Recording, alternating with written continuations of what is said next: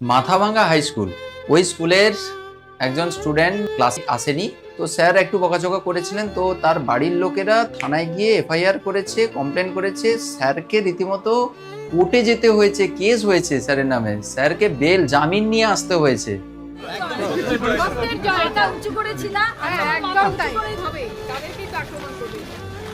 খুবই লজ্জাজনক একটা ব্যাপার, এবং সমাজের কাছে এটা একটা লজ্জাজনক ঘটনা। তুমি ভাবো, স্টুডেন্টকে এখন টিচাররা পানিশমেন্ট দিতে পারবে না, বকাঝকা করতে পারবে না, তার জন্য বাড়ির গার্ডিয়ান কোর্টে গিয়ে কেস করছে। এই ঘটনার পরে টিচাররা আর স্টুডেন্টদের পানিশমেন্ট দেবে?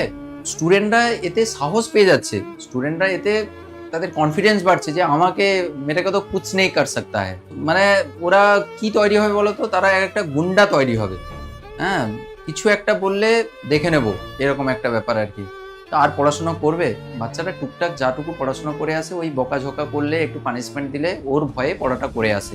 এই ইনস্টেন্সটা, এই যে ঘটনাটা ঘটেছে, শুধু এই ঘটনার পরিপ্রেক্ষিতে বলছি না, এটা সমাজের কাছে একটা আয়নার মতো, যে দেখো সমাজটা কত অধঃপতনে যাচ্ছে।